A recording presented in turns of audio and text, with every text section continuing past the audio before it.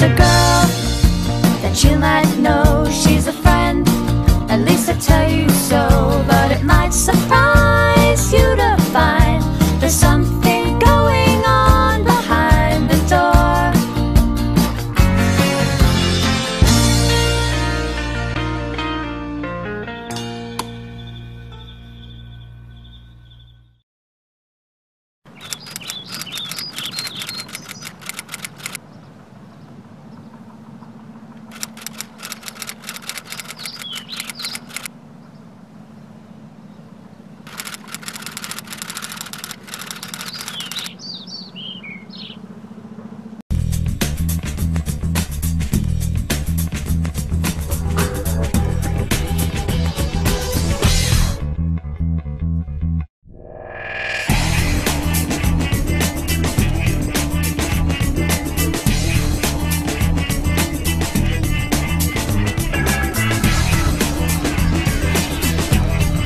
What we're really trying to do is trying to find a new technology to harness the sun.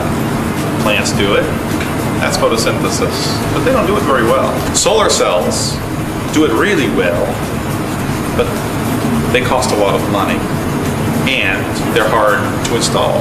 And also, they don't store their energy. What do you do at night if you need electricity? We're trying to merge those two. Trying to find a way to directly take sunlight with a really cheap process that a person could paint on their roof and make fuel directly, not just electricity. What made me want to become a scientist, I guess, for me it was really about understanding how the world works. And then I got into solar energy because I think it's one of the most important questions that we have to address in this century. In this project specifically, a lot had to do with I think the implications for the global economy that it could have, and certainly energy will have in the future. If we solve the energy problem, if we solve this problem, we solve a lot of problems. We solve pollution in a lot of ways, because if we make fuel from sunlight and burn the fuel, we're just cycling water back and forth from water to hydrogen back to water. We're not making the same kind of pollution, and that's great. So that's how I got.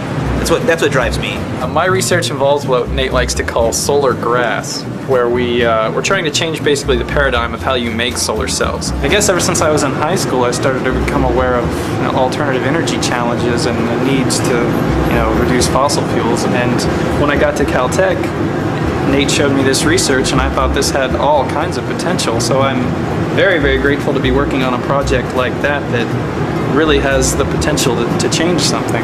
So there's very few places where someone can walk off the street and go make their own.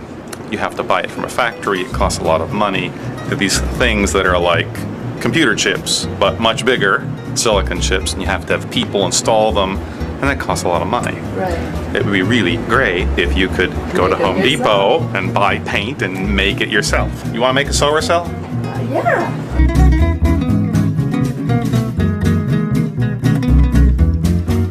We're going to do it on glass. It just looks like regular glass, but it actually has a transparent conductive layer on it.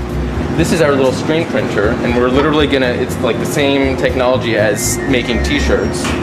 And what you do is you just put down the glass slides here. The semiconductor that we're going to use is TiO2. And what's great about this is that it's dirt cheap. These are actually nanoparticles of TiO2. This is the stuff that makes white paint white. It's everywhere, it's stable, it's cheap. And so that's really the advantage of this kind of solar cell. Is just goop it on our screen and rub this TiO2 paste through the screen and onto the glass.